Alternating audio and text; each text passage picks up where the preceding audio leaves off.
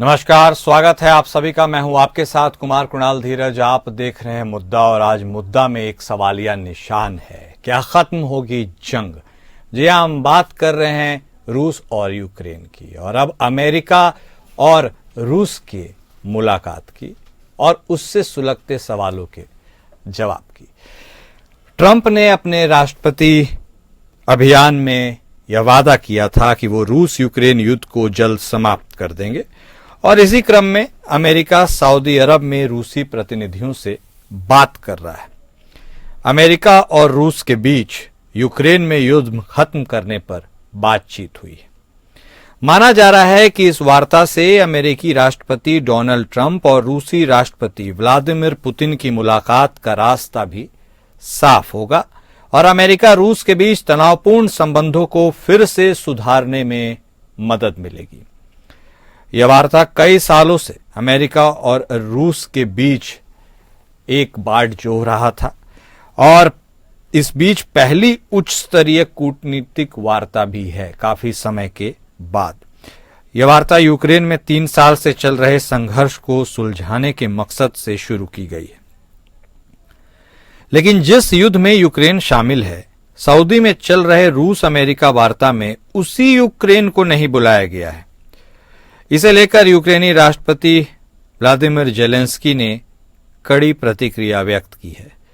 Zelensky ने कहा कि वह ऐसे किसी भी समझौते या चर्चा को नहीं मानता जो यूक्रेन के लिए यूक्रेनी भागीदारी के बिना की गई हो। उन्होंने अमेरिका पर पुतिन को खुश करने और रूस के पक्ष में रियायतें देने का आरोप लगाया। जेलेंस्की ने कहा, हम सिर्फ प्रशंसा पाने के लिए किसी भी समझौते पर हस्ताक्षर नहीं करेंगे। आने वाली पीढ़ियों के लिए हमारे देश का भाग्य दांव पर लगा है।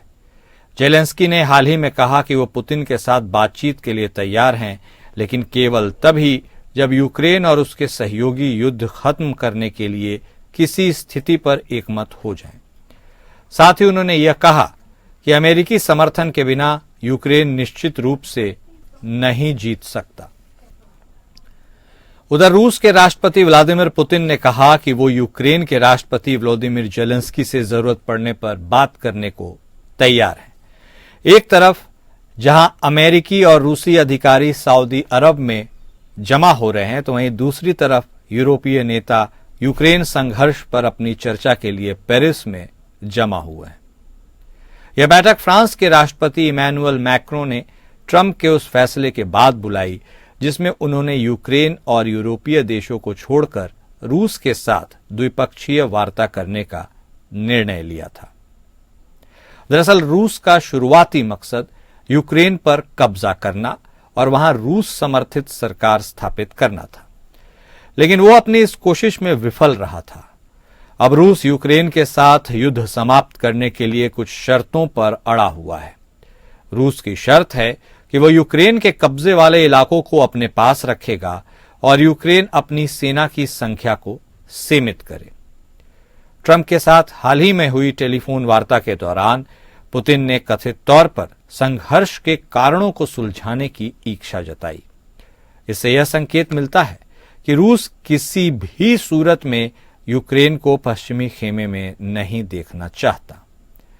अब जिस तरह से ट्रंप ने इस जंग को खत्म करने के लिए यूक्रेन को भरोसे में लिए बिना रूस से बातचीत शुरू की है, तो क्या आने वाले दिनों में ये जंग खत्म हो जाएगी? ये बड़ा सवाल है।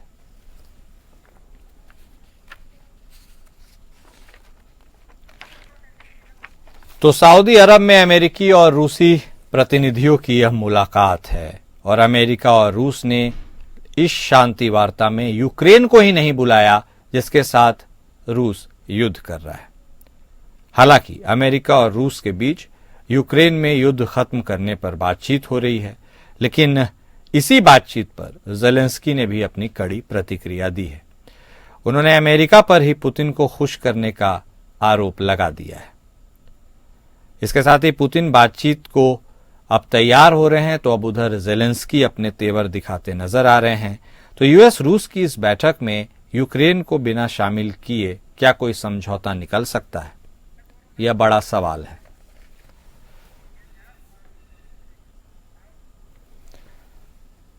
और क्या इस मीटिंग के बाद कुछ नया और बड़ा देखने को मिलेगा रूस और यूक्रेन के जंग के संदर्भ में? यही सबसे इंपॉर्टेंट मुद्दा अभी है और इस पर हम आज बातचीत करेंगे। अपनी चर्चा को आगे बढ़ाते हैं। हमारे साथ बतौर रक्षा विशेषज्ञ कर्नल दिनेश शर्मा साहब जुड़ चुके हैं। वहीं हमारे साथ ग्रुप कैप्टन वीएन झा साहब भी जुड़ चुके हैं। आप दोनों रक्षा विशेषज्ञ हैं। स्वागत है आप दोनों का। शुरुआत झा साहब आपके साथ ही करेंगे। देखिए, एक अजब सी थ्योरी और गजब सा प्लॉट। रूस और यूक्रेन के बीच युद्ध है, बात अमेरिका कर रहा है और जिस विषय में बात करनी है वो पार्टी एक यानी यूक्रेन ही उसमें उपलब्ध नहीं है। नेटो की बात उधर हो रही है, इधर बात इधर हो रही है। सुपर पावर्स की यह बातचीत है, किसका पावर ज्यादा दिखेगा? झा साहब, क्या लगता है आपको? कुणाल जी, युद्ध तो शुरू हुआ था रशिया और यूक्रेन के बीच में, लेकिन अब ये युद्ध रशिया और यूक्रेन के बीच में नहीं है। अब ये युद्ध रशिया और नेटो के बीच में है और नेटो में भी 80 से 85% जो भागीदार हैं, जिनके साजो सामान सारे रण क्षेत्र में आ रहे हैं, वो अमेरिका है। अब अमेरिका में प्रशासन चेंज हुआ है। अभी की जो शासन है, जो ट्रम्प के हाथ में है, वो नहीं चाहते हैं कि उनका पैसा यहाँ पे बर्बाद हो। ये युद्ध किसी काम का नहीं है। 3 साल हो गए हैं और कहीं पे ये निर्णय होता हुआ नहीं दिख रहा है। उल्टे यूक्रेन का बड़ा भूभाग अभी ऑफ लेट रोज के हिसाब से रशिया के पास में जा रहा है।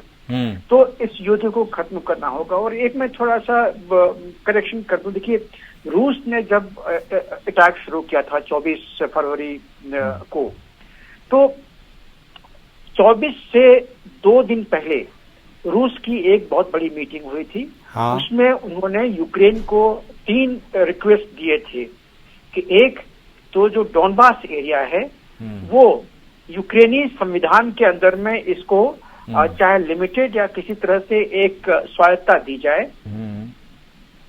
लोग थे जिसको खाना आपूर्ति और जो सोशल सिक्योरिटी होती है वो रूस की तरफ से आ रहा था। तो रूस समझ रहा था कि उनकी जिम्मेदारी है डोनबास के रशियन स्पीकिंग जो लोग हैं उनके प्रति।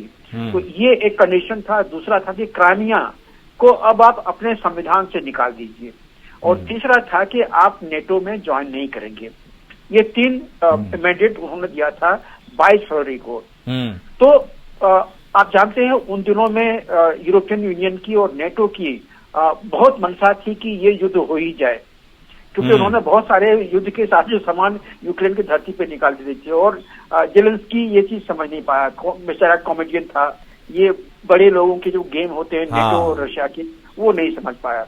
वो युद्ध में कूद गया और उसके बाद का आप सब जानते हैं क्या हुआ। और जब यूक्रेन के ऊपर में जब लड़ाई शुरू हुई थी 24 तारीख को, उस समय में रूस ने अपने लिए 5 मैंडेट रखे थे। सबसे पहले कि डोनबास को उनको लेना है। दूसरा, क्राइमिया को यूक्रेन के संविधान से निकालना है।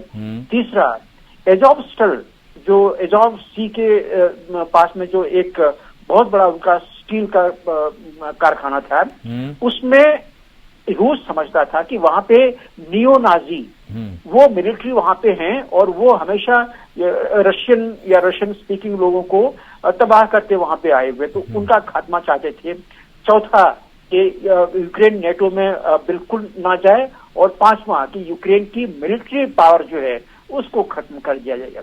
ये 5 मैंडेट लेके रूस ने अपना अटैक शुरू किया था। उसके बाद रूस का भी जो मिलिट्री अटैक था वो बिल्कुल मिलिट्री डेफिनेशन जैसे होती है उस तरह से वो नहीं लड़ा और इसीलिए ये युद्ध इतना लंबा खींच रहा है और रूस को भी बहुत नुकसान इसमें उठाना पड़ा है। आज के दिन में जब अमेरिका चाहता कि वो और ज्यादा अपना पैसा इसमें बर्बाद नहीं करे, क्योंकि ऑफिशियल तौर पे लगभग 3.5 से 4 बिलियन डॉलर, 3.5 से 400 बिलियन डॉलर अमेरिका ने खर्चा किया हुआ है, लेकिन अनऑफिशियली ये माना जाता है कि लगभग 700 बिलियन डॉलर के आसपास में अमेरिका के जो साजो सामान हैं वो यूक्रेन में दिए गए हैं और वो लगभग खत्म हो गए हैं। तो इतना जब अमेरिका भुगत चुका है, आज के दिन में अमेरिका नहीं चाहता है कि वो और इसमें जाए। मैं ठीक। और 30 सेकंड दूंगा। हाँ। देखिए, लोग कहते हैं कि यूक्रेन को नहीं बुलाया गया, यूरोप को नहीं बुलाया गया, बिल्कुल ठीक है, लेकिन देखिए अभी बहुत अर्ली स्टेज है, अभी फैसला नहीं हो रहा है। एक कहावत है, too many cooks spoil the food. Correct. अभी बहुत सारे लोगों को बुलाया नहीं जा रहा है, अभी सिर्फ रशिया और यूएसए की बात हुई है कि किस तरह से, किस टर्म्स पे, कैसे कितना कंसेशन उसको किया जा सके, ये अमेरिका समझने की कोशिश कर रहा है। ठीक। और ये रूस भी अच्छी तरह से समझ चुका है। ठीक। कुछ जो ग्राउंड रियलिटी है उसको बदला नहीं जा सकता है। तो यहाँ से शुरू हुई है, आने वाले दिनों में जरूर जेलेंस्की को बुलाया जाएगा या उसके प्रतिनिधि को बुलाया जाएगा, क्योंकि जेलेंस्की आज के दिन में स्टेक होल्डर नहीं है। ये लड़ाई जेलेंस्की नहीं लड़ रहे हैं, ये नेटो और रशिया लड़ रहा है। करेक्ट। हाँ, जेलेंस्की का जमीन जो है, भूभाग, वो जरूर तबाह हो रहा है। हाँ। उसके लोग जरूर मारे जा रहे हैं, लेकिन लड़ाई बंद करना उसके हाथ में नहीं है। ठीक है तो ये अमेरिका भली भांति जानता है। नहीं, सही, आपने बिल्कुल बहुत कायदे से और डिटेल में समझाया है। और अब शर्मा साहब देखिए, अब एक इम्पोर्टेंट सवाल यही निकल कर सामने आता है कि what lies next for Ukraine. अब यूक्रेन क्या ही कर सकता है, क्योंकि यूक्रेन तो जिस ओर बात हो रही है कि भाई वो तो इस युद्ध में कूदा नहीं, उसे कुदाया गया है, उसका पर्पस ही पूरा डिफीट हो जाएगा। तो फिर यूक्रेन चाहे इस वार्ता में शामिल रहे या ना रहे, क्या ही फर्क पड़ता है यदि वो किसी और का मोहरा है। आप कैसे देखते हैं इस पूरे बातचीत को और यूक्रेन को अभी जो मौजूदा फर्स्ट मीटिंग है अमेरिका और रूस के प्रतिनिधियों की, उसमें साइडलाइन किए जाने? कुणाल जी, बहुत हद तक झा साहब ने जो है फरवरी 2022 से लेके और लेटेस्ट डेवलपमेंट जो है वहां तक कवर कर दिया है। बिल्कुल। तो मैं जाऊंगा लेटेस्ट जो हैपनिंग हो रही है और इसमें किस कंट्री का क्या इंटरेस्ट है, मैं अपनी समझ से उसके ऊपर प्रकाश डालूंगा। देखिए साहब, 12 फरवरी को डोनाल्ड ट्रंप और पुतिन साहब के साथ टेलीफोन के ऊपर बातचीत होती है, जो तकरीबन 1.5-2 घंटे चलती है। और उसके बाद जो है डोनाल्ड ट्रंप साहब जो हैं यूक्रेन के प्रेसिडेंट से भी बात करते हैं। पुतिन साहब बहुत खुश हैं कि वो डायरेक्टली 1-to-1 अमेरिका के साथ बात कर रहे हैं, विदाउट इन्वॉल्विंग यूरोपियन यूनियन और जेलेंस्की को। ये उनका इंटरेस्ट है। उसके बाद जो है बातचीत जो होती है वो सऊदी अरेबिया में होती है। सऊदी अरेबिया की इम्पोर्टेंस यहाँ पे ये हो जाती है कि वो एक तटस्थ कंट्री है, उसका कोई सेल्फ इंटरेस्ट नहीं है, उसके दोनों के साथ बड़े अच्छे संबंध हैं। लेकिन सऊदी अरेबिया की भूतकाल के अंदर एक इस्लामिक कट्टरपंथी होने की एक इमेज थी, और जो उनके क्राउन प्रिंस हैं उनके ऊपर इल्जाम लगा था 2018 में जमाल खशोगी का इस्तांबुल के अंदर मर्डर का, जो कि वाशिंगटन पोस्ट के लिए काम करता था और वो सऊदी अरबिया का नागरिक था। अब ये जो मीटिंग खत्म हुई है उसमें 3 चीजें सामने निकल कर आई हैं। एक तो ये आया कि अमेरिका और रशिया जो है अपने संबंध सुधारेगा, एम्बेसीज के अंदर स्टाफ को बढ़ाएगा और साथ में अपने इकोनॉमिक और बाकी जो डेवलपमेंट जहाँ जो भी फाइनेंशियल चीजें हैं उनके ऊपर बातचीत करेगा और ठंडे बस्ते में पड़े हुए संबंधों को उजागर करेगा। पुतिन को ये फायदा होता है कि इस बहाने जो है उसके ऊपर जो इकोनॉमिक सैंक्शन लगी हुई हैं वो खत्म हो जाती है। अमेरिका का इंटरेस्ट ये है, एक तो वो टैक्स पेयर्स का मनी यूक्रेन में नहीं पंप करना पड़ेगा और वो युद्ध को जल्दी से जल्दी समाप्त करना चाहता है। दूसरा, मेरा ये समझ में आता है कि अमेरिका जो है वो क्यों इतने ज्यादा इंटरेस्ट ले रहा है रशिया के साथ संबंध सुधारने के लिए, क्योंकि अगर उसके रशिया के साथ बड़े एमिकेबल और मित्रतापूर्ण संबंध हो जाते हैं तो इस प्रकार से अमेरिका जो है चाइना को आइसोलेट करने के अंदर कामयाब हो जाएगा। ये भी बड़ी बात है। दूसरा, मिडिल ईस्ट के अंदर जो उसका आज की तारीख के अंदर सबसे बड़ा दुश्मन है वो ईरान है। तो अमेरिका समझता है कि अगर आने वाले दिनों में ईरान के ऊपर मिलिट्री पावर इस्तेमाल की जाती है तो उस समय रशिया डायरेक्ट और इनडायरेक्ट किसी प्रकार की सपोर्ट ना करे। अब आ जाती है बात की कल जो है सऊदी अरेबिया में इनकी बातचीत हो रही है और पेरिस के अंदर जो है पेरिस के प्रेसिडेंट साहब ने जो है यूरोपियन यूनियन और कुछ एक चंद कंट्रीज को इंक्लूडिंग यूनाइटेड किंगडम के लोगों को बुलाया और कहा कि हम लोगों को जो है नेगोशिएशन प्रोसेस से दूर रखा जा रहा है। ये भी दिलचस्प। और उसके हाँ। जी और उसी में जो है यूके के प्राइम मिनिस्टर ने कहा कि मैं तैयार हूं पीस कीपिंग फोर्स भेजने के लिए यूक्रेन में। ये जो यूरोपियन कंट्रीज हैं ये एक प्रकार का जो है प्रेशर बिल्डअप कर रहे हैं अमेरिका के ऊपर। वो चाहते हैं कि हमें अगर हम इसकी अमेरिका की बातें सब मान लेंगे अभी विदाउट रेजिंग एनी क्वेश्चन और कोई विरोध प्रकट किए हुए, तो हमारी अहमियत आने वाले दिनों में खत्म हो जाएगी। तो ये मेरा मानना है कि जो पेरिस के अंदर देशों की एक वार्ता हुई है वो एक प्रकार से पोस्चरिंग है और अमेरिका के ऊपर एक दबाव बना। ठीक है, यूरोपियन नहीं सही बोले आप शर्मा। लास्ट हाँ नहीं बोलिए, प्लीज बोलिए कुणाल जी। हाँ। यूरोपियन यूनियन को और यूक्रेन को इस समय जो है पीस कीपिंग वार्ता के अंदर इसलिए नहीं शामिल किया गया क्योंकि अमेरिका चाहता है he wants to study the mind of Russia कि क्या देना पड़ेगा, क्या खोना पड़ेगा इस युद्ध को विराम करने के लिए। लेकिन मेरा ये मानना है कि आने वाले दिनों में अगर ये नेगोशिएशन फर्दर जो है प्रोग्रेस करता है तो इसके अंदर यूरोपियन यूनियन को भी शामिल किया जाएगा और जेलेंस्की को भी शामिल किया जाएगा। लेकिन अब आगे जो पेच चढ़ता है क्योंकि पुतिन साहब का ये कहना है कि जेलेंस्की की कोई लेजिटिमेट अथॉरिटी नहीं है क्योंकि इलेक्शन जब होना था तब युद्ध का नाम लेके वहां पे प्रेसिडेंट का इलेक्शन नहीं हुआ। तो पुतिन साहब कहते हैं कि तुम्हारी कोई अथॉरिटी नहीं है तो मैं किससे बात करूं।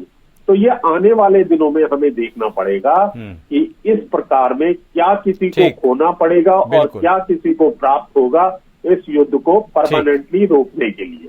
ठीक है, अमेरिका चाहता है कि यूरोप जो है, यूरोपियन यूनियन जो है वो इनको सिक्योरिटी गारंटी दे। ठीक है जी कुणाल जी। ठीक है, नहीं आप बिल्कुल सही फरमा रहे हैं। और देखिए झा साहब, ये भी कितना दिलचस्प है कि पावर शिफ्ट होने के बाद, मतलब बाइडेन साहब के बाद ट्रंप साहब आने के बाद टोटल इंटरेस्ट ही शिफ्ट हो गया है। पहले जो जिसके साथ था अब वो लगता है किनारे अलग थलग खड़ा है। लेकिन एक इम्पॉर्टेंट गौर करने वाली बात यह है सर, अमेरिका ये क्या कर रहा है, मतलब खासकर ट्रंप साहब क्या कर रहे हैं। वो हर युद्ध को सुलझाने की ओर आगे बढ़ रहे हैं। अभी हालिया में कुछ दिन पहले की बात है जब उन्होंने पेशकश रख दी थी भारत के सामने कि भाई भारत और चाइना के बीच जो टसल है, आप चाहते हैं क्या कि हम कुछ उसमें आगे बढ़ के हस्तक्षेप करें।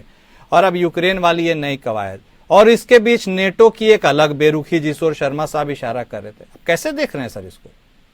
कुणाल जी, ट्रंप हर युद्ध को सुलझाने की कोशिश नहीं कर रहे हैं। हाँ। हर उस युद्ध को सुलझाने की कोशिश कर रहे हैं जिसमें उनका पैसा वो जा रहा है। आप जानते हैं ट्रंप जो है वो बिजनेसमैन है और उन्होंने शपथ लेते ही उन्होंने जो पहला वक्तव्य दिया था उसमें वही क्या कहा था कि जितना पैसा हम बचा सकते हैं बचा के हम अमेरिकी जो लोग हैं उनको उसका फायदा देंगे, क्योंकि आज के दिन में अमेरिकी लोग यहाँ पे इन्फ्लेशन से जूझ रहे हैं, एनर्जी का कॉस्ट इतना ज्यादा है, ब्ला ब्ला, इतनी सारी चीजें उन्होंने गिनाई थी। तो अभी वो सिर्फ उन युद्ध को फिनिश करना चाहते हैं जहां पे कि उनका पैसा जा रहा है। और ऑब्वियसली यूक्रेन में 80% जो खर्चा है वो अमेरिका उठा रहा है और इसराइल में जो गाजा में चल रहा है उसमें भी काफी सारा जो स्टेक है वो अमेरिका का है। अमेरिका के 2 नौसेना बेड़ा वहां पे मेडिटेरियन में है, 2 बेड़ा यहाँ पे रेड सी में है और जिसमें जो मिलिट्री साजो सामान आ रहे हैं वो कंसेशनल रेट्स पे वो इसराइल को दिए जा रहे हैं। तो ये दोनों जगह में उनका जो स्टेक है डायरेक्ट है। बाकी और जो युद्ध चल रहा है, जैसे सूडान में युद्ध चल रहा है, कहाँ ट्रंप ने कुछ नहीं कहा, एक शब्द भी नहीं कहा उसके बारे में। तो इस तरह से और भी कुछ जगह है जहां युद्ध चल रहा है। साहेल रीजन है, वहां पे फ्रांस को 2 उंगली दिखाई जा रही है लेकिन अमेरिका ने कुछ नहीं कहा इसके बारे में। तो वो उसको छोड़ के अभी सिर्फ हम लोग इस 2 युद्ध पे काम करते हैं। लेकिन प्रेसिडेंट ट्रंप के लिए भी चुनौती खत्म नहीं हुई है। ये जो यूक्रेन का मामला है थोड़ा सा चढ़ा है क्योंकि इसमें ऐसे इसमें नेटो को उनको साथ में लेना पड़ेगा। करेक्ट। यूरोपियन यूनियन का इसमें कोई स्टेक ज्यादा नहीं है, उसको ज्यादा वो महत्व नहीं देंगे, लेकिन नेटो, पहला जो नेटो की मीटिंग जो हुई थी, मैं 2022 की बात कर रहा हूँ, उसमें नेटो के सारे देशों का इसमें स्टेक था और उन्होंने सब मिलके इस युद्ध को फंड किया था यूक्रेन को देने के लिए। तो नेटो की अभी एक मीटिंग बुलानी अभी बची हुई है, जिसमें कि ये डिसाइड किया जाएगा कि ये सीज फायर किया जाए। ठीक। ये नेटो का होना है। दूसरा, ये ब्रिटेन जो है, अभी जेलेंस्की थोड़ा सा वो लड़ाई लगा रहे हैं, वो चिंगारी छोड़ रहे हैं। हाँ। वो चाहते हैं कि कहीं न कहीं मतांतर हो ईयू के अंदर में, क्योंकि ईयू में सब लोग यूक्रेन को फंड नहीं करना चाहते हैं। उनका एनर्जी कॉस्ट बहुत बड़ा है, उनके यहाँ इन्फ्लेशन बहुत बढ़ गया है, सब लोग नहीं चाहते हैं, लेकिन कुछ लोग चाहते हैं कि इसको फंड किया करता जाए, वो चाहे ईयू, चाहे नेटो या अमेरिका। तो यहाँ पे क्या होगा कि याद रखिए, यूके एक और बड़े मिलिट्री हैं, ऑस्ट्रेलिया, यूके और अमेरिका, इन तीनों का पैसिफिक में एक संधि है जिसके अंदर की वो तीनों मिलकर लड़ सकते हैं। तो यूके को डायरेक्टली अमेरिका अनदेखी नहीं कर सकता है। ठीक है, यूके को साथ में लेना पड़ेगा और नेटो की भी मीटिंग। समझ गए सर, समय का थोड़ा भाव है, लेकिन एक क्विक क्लोजिंग कमेंट शर्मा साहब आपसे भी। आपको लग रहा है अब अमेरिका ने चूंकि हस्तक्षेप कर दिया है तो अब ये युद्ध थम ही जाएगा? जल्दी से सर। देखिए जी, अभी इस समय तो भविष्यवाणी नहीं की जा सकती है कुणाल साहब, लेकिन जिस ढंग से प्रतिबद्धता दिखा रहे हैं डोनाल्ड ट्रंप साहब, चाहे वो स्ट्रेटेजिक रीजन है या उनकी होम कंस्टिट्यूएंसी का प्रेशर है, जब वो पैसा बचाना चाहते हैं, मुझे लगता है कि इसके ऊपर जो है सीरियसली जो है दोनों पार्टी, क्योंकि रशिया के भी स्टेक्स बहुत हाई हैं, वो भी 3 साल से युद्ध कर रहा, उसका जो आर्म्ड मशीनरी जो है वो उसकी प्रोडक्शन कम हो रही है, और जो वो आर्म्स लोगों बाकी देशों को बेचता है उस मार्केट को जो है तुर्की कैप्चर कर रहा है। तो मुझे लगता है कि दोनों की इंटरेस्ट हैं और ये किसी ना किसी तरह से कोई वाया मीडिया से ये जो है हल निकालेंगे जिसमें कि विन विन सिचुएशन दोनों के लिए हो। हालांकि रशिया जो है वो नहीं चाहेगा, वो कभी तैयार नहीं होगा कि जो जीते हुए इलाके हैं, जो 41% जो नेचुरल रिसोर्सेज इसने कैप्चर कर ली है यूक्रेन की, ये वापस नहीं करेगा और ना ही वो बर्दाश्त करेगा कि ये नाटो का मेंबर बनता है। ठीक है। दूसरी तरफ अमेरिका का ये इंटरेस्ट है कि अगर ये युद्ध रुक जाता है तो जैसे कुछ दिन पहले डोनाल्ड ट्रंप साहब ने कहा था कि whatever we have paid to Ukraine they have to return back, उसके एवज में 50% जो रेयर मटेरियल्स हैं, मिनरल्स हैं, उसका एग्रीमेंट हो चुका है अमेरिका के साथ। तो वो चाहता है कि शांति बने, ये अपना यहाँ से मिनरल उठाए और अपने देश की फाइनेंशियल स्टेटस को ऊपर करे। सामने देखिए, अब यही देखना दिलचस्प होगा, ये विन विन है, इसमें कौन ज्यादा विन लेगा और कौन कम विन लेगा, मतलब ये कैसे इस पर इसको अमली जामा पहनाया जाएगा। लेकिन निगाहें सबकी बनी हुई है। बहुत शुक्रिया, आप दोनों खास मेहमान हमारे साथ जुड़े, आपने अपनी बातों को दर्शकों के सामने रखा। देखिए, अमेरिका ने अब हस्तक्षेप कर दिया है और अब रूस और यूक्रेन के क्या दिन सुधरने वाले हैं, क्या वहां के लोगों के जीवन में बदलाव आने वाला है, कहने का मतलब कि क्या युद्ध थमने वाला है, यह देखना दिलचस्प रहेगा। मुद्दा में आज बस इतना ही। नमस्कार।